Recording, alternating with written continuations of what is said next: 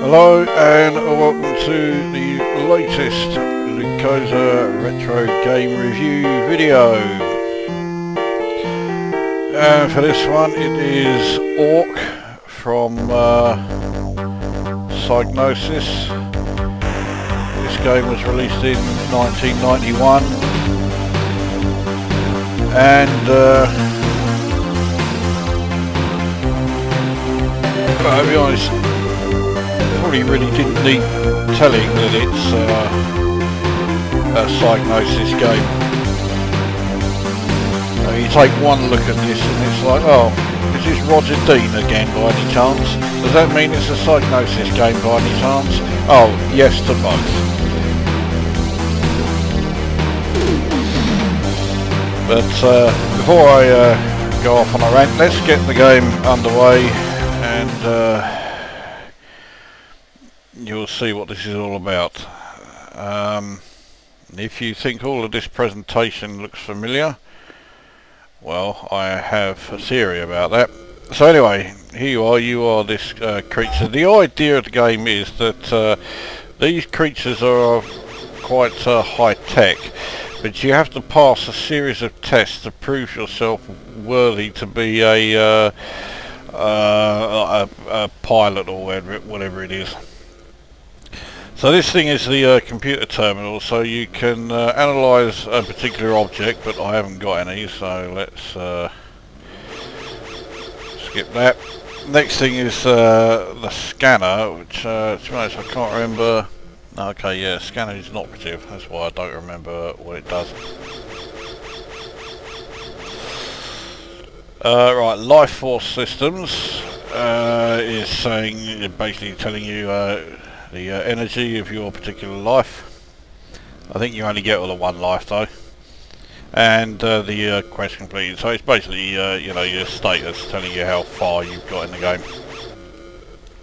Systems control is to, you know, save game and load a save point, etc, etc, and exit computer. If you need me to explain that, then what the fuck are you doing here?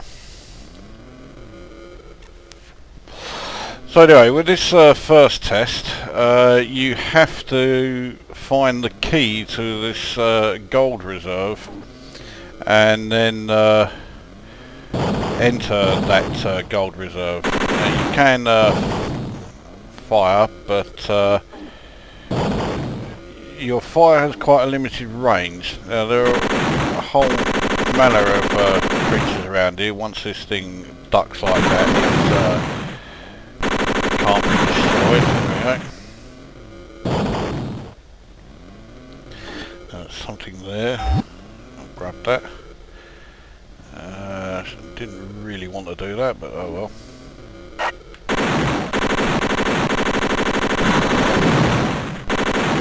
That's extra energy, I think. Oh, and already you're starting to see one of the frustrating aspects of this game. The layout of some of the puzzles involves a lot of jumping around. And of course if you fuck one up, you've got to do the whole fucking thing again. Now, yeah, you pay the toll, but I can't do that at the moment because I haven't got the gold to get past it. So that's the way out of this level.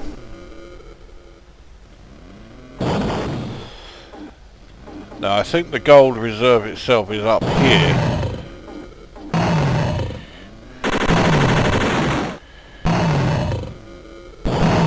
But yeah, I need the key to open it. Oops. I think I've just given myself some extra energy. So that's going back to the start, yeah. So we need to drop down here. And this is where we get one of the really annoying puzzles. There's the key.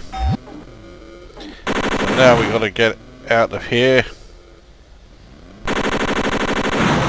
Bollocks. And try not to be killed.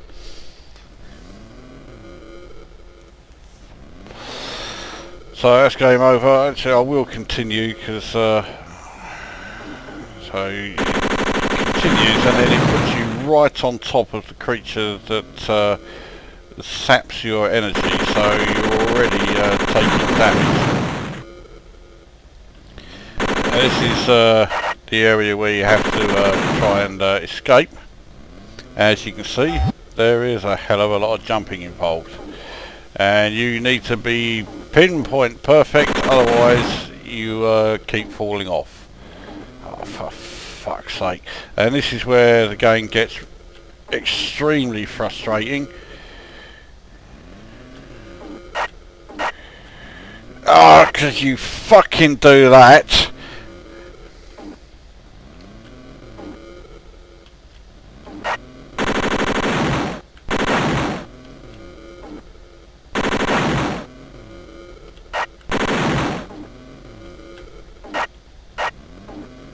Right, we're quite close to the top.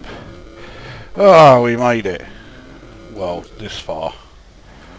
Well, my energy is now very low indeed. So, so now we have to get on. Thought I'd fucked it there.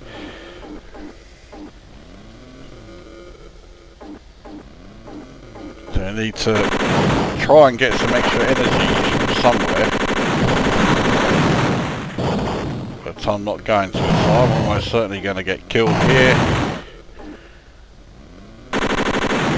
Now, bollocks, I've forgotten the fucking key to key you press to open that door. There we go. Alright, so that's that opened. Grab the gold. Now, I'm almost dead, so I probably won't get past this fucking thing. Yeah, there you go. I don't know if it will let me continue again. Oh, yes it will. Now, okay, so I have the gold.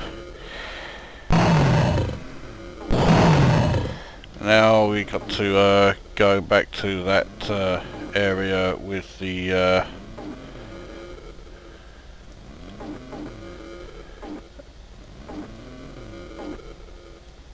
oh, okay, I thought I'd fucked that up. Where the toll is. So once again, more fucking irritating precision jumping required. There we go. Now, where do you pay the toll? There you go. And that's that level done. Or the first quest done.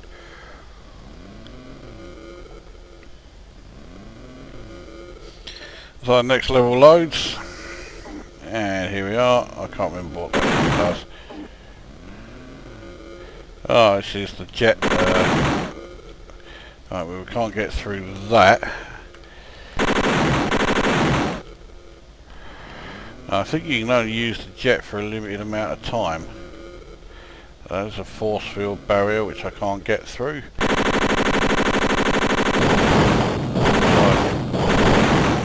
That area looks like I am destroyed, doesn't it? So there's a computer terminal, I think. Yeah. Let's see what the scanner does now. It's still inoperative. Well, let's analyse the sphere then that I've got. Sphere switch, when placed in proper receptacle, will disengage laser doorways.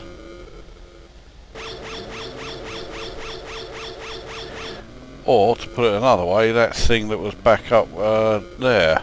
Oh, bollocks, all these things have fucking come back.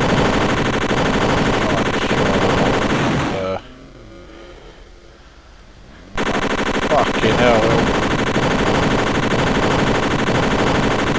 Right, now, while they are there...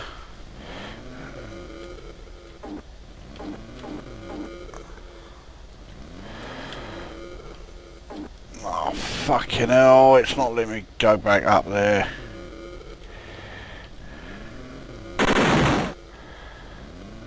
So I can't do anything with that bloody thing. Alright, let's head back this way. What about this thing? That's not letting me do anything either. Yeah, I can't do a fucking thing there. So let's try up here.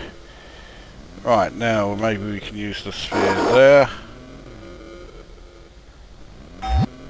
Clearly not.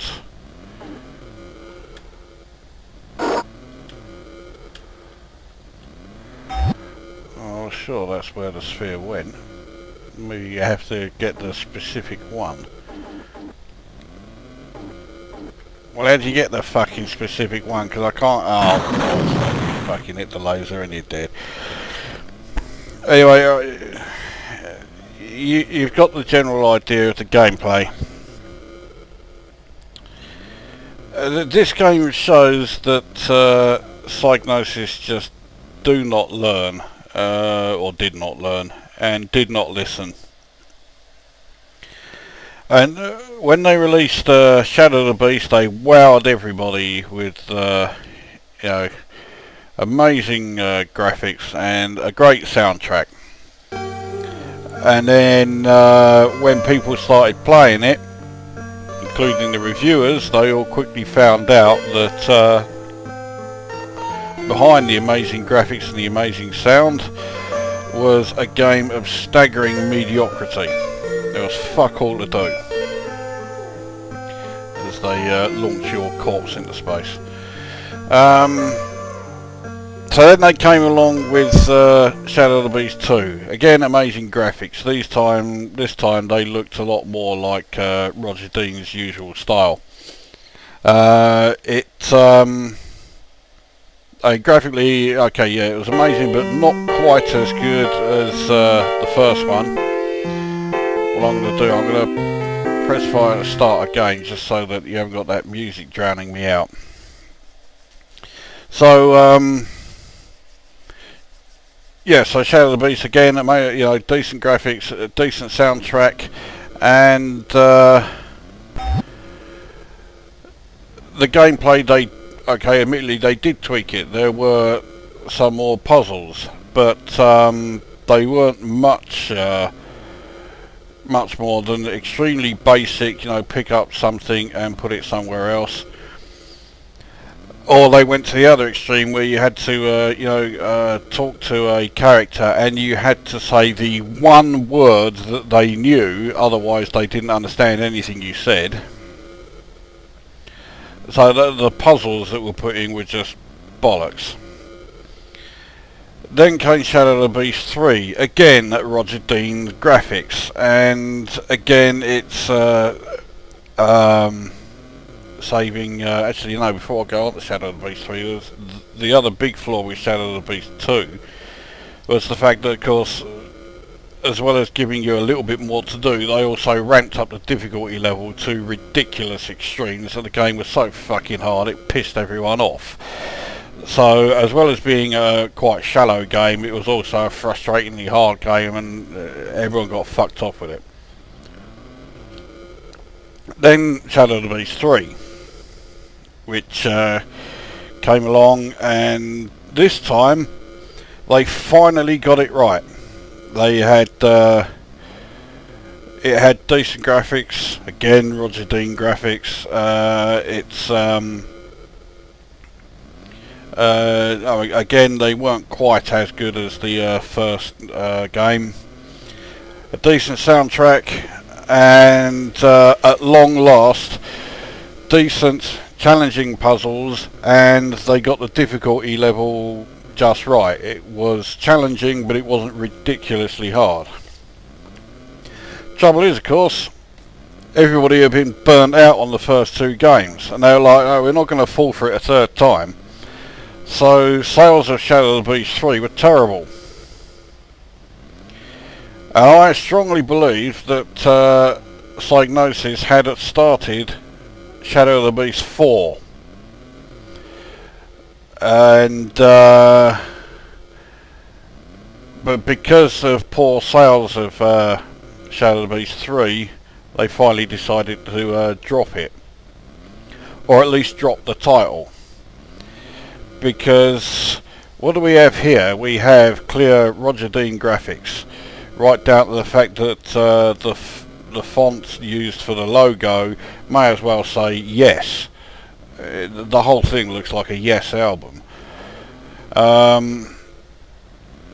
And you have the central character that is solving puzzles and also doing a bit of rather almost pointless shooting of creatures and doing some platform action. Does sound awfully familiar. So I think apart from changing the sprite, the main sprite who you control, and changing the title was all they did. So this is what was going to be Shadow of the Beast 4, but because the third one sold so badly, they changed the sprite and the title from Shadow of the Beast 4 to Orc. So you've got the fourth game that plays and looks like this.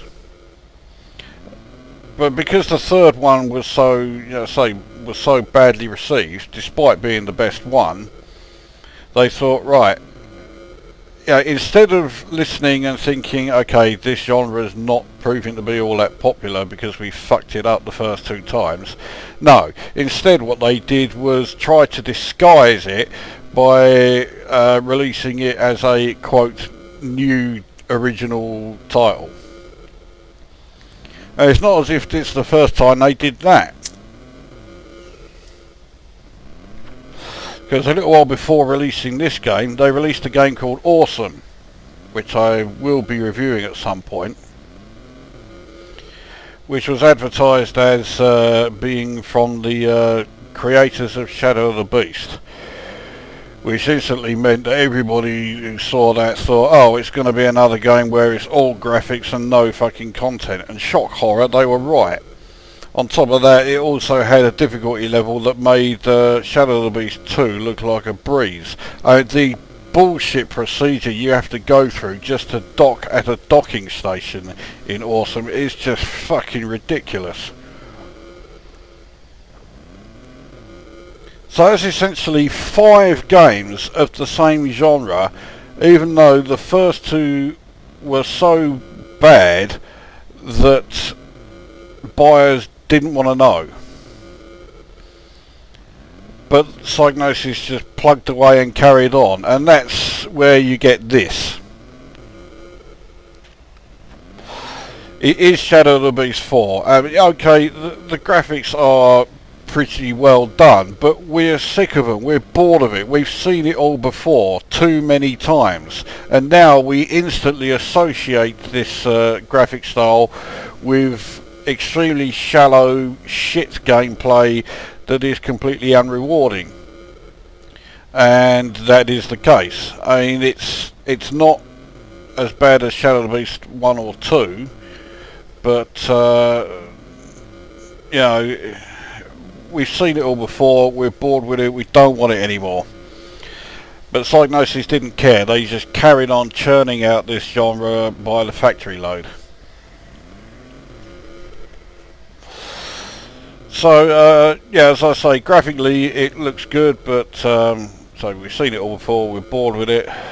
The audio, the main theme is pretty good, but the in-game effects are average, and the gameplay, well, it's Shadow of the Beast 2 or 3, take your pick. It doesn't have the ridiculous difficulty of Shadow of the Beast 2, but it doesn't have the fun and challenging puzzles of Shadow of the Beast 3. The puzzles in this game are annoying, with all the having to be, very precise with your jumping. So it's typical Psygnosis, really. It's all show and no actual substance. The old saying about you can't polish a turd, well, Psygnosis always seemed hell-bent on trying to prove that wrong. they released so many games that looked great but underneath were absolute shite. I can only think of 3 Psygnosis games that I ever actually genuinely liked. Leander is one. I still think that's great. Say Shadow of the Beast 3 and Walker, and that's it. So, you know, their reputation by the time this game came along was cemented as a company that produced games that looked great, sounded great, and had fuck all else. And this is just more of the same. So I score this game 3 out of 10, and I suggest that, well, if you get Shadow of the Beast 3, then you've essentially already played this. This is just not worth bothering with. So that's yeah, that's Orc done. 3 out of 10. Forgettable stuff. Don't waste your time. So that brings this video to an end, and we will see you at the next one.